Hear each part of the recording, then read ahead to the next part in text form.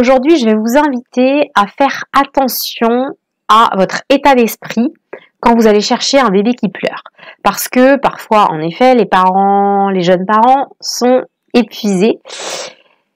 que leur bébé pleure par exemple, et donc de ne pas dormir, et donc peuvent parfois aller chercher leur bébé qui pleure en soupirant ou en étant fatigués d'aller le chercher ou en rejetant en fait les émotions du bébé. Donc, attention à votre état d'esprit quand vous allez chercher un bébé qui pleure, parce que ça peut conditionner son propre rapport à ses propres émotions pour toute sa vie. Parce que, imaginez-vous, si quand vous arrivez avec un besoin, ou quand vous pleurez parce que quelque chose vous rend triste, ou que vous êtes en colère parce que quelque chose vous énerve, et que la personne en face de vous est toujours agacée de vous écouter, qu'est-ce qu'il y a encore, agacée que vous ayez encore un besoin à satisfaire. Et donc petit à petit, si c'est quelque chose qui s'installe dans le temps, et si c'est récurrent, notamment pour le bébé, qu'on vient de le chercher en étant énervé, en étant saoulé, eh bien, ça va lui apprendre que ses besoins, en fait, sont chiants, que il est gênant, en fait, d'exprimer ses besoins, qu'il est gênant d'exprimer sa tristesse, qu'il est gênant d'exprimer ses émotions, que ses émotions sont lourdes pour tout son entourage. Eh bien, ça va avoir l'effet catastrophique de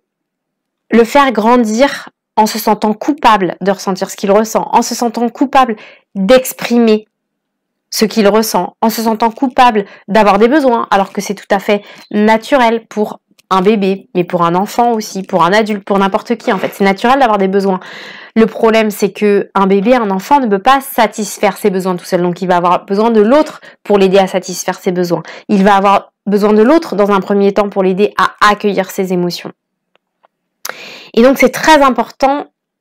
que vous soyez très bienveillant dans votre manière d'accueillir les émotions d'un bébé, d'un enfant, parce que ça va lui montrer que c'est normal en fait que tu aies des besoins. Tu n'es pas chiant d'avoir des besoins. Tu n'es pas chiant d'exprimer tes besoins. Tu n'es pas chiant d'exprimer ta tristesse ou tes émotions.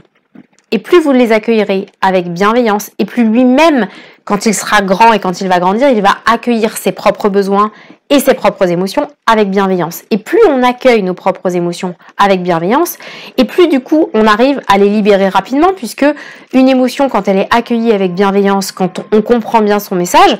elle s'en va rapidement. Par contre, si on est gêné de la ressentir, on veut pas l'écouter parce qu'on a appris à être coupable de ce que l'on ressentait, et bien c'est à ce moment-là en fait que nos émotions vont rester, vont nous faire souffrir, et en fait c'est à ce moment-là qu'on va vraiment en tant qu'adulte être chiant avec les autres, parce que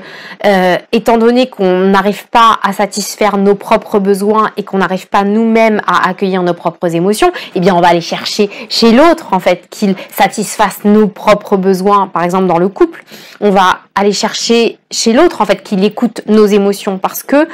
on n'est pas capable de le faire nous-mêmes, parce que on n'a pas appris à les écouter avec bienveillance. Donc on va demander à l'autre en fait de les écouter avec bienveillance, de les comprendre avec bienveillance, alors que nous-mêmes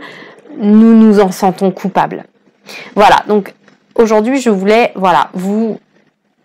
mettre le doigt sur l'importance d'accueillir avec bienveillance les pleurs d'un bébé, même si vous êtes fatigué.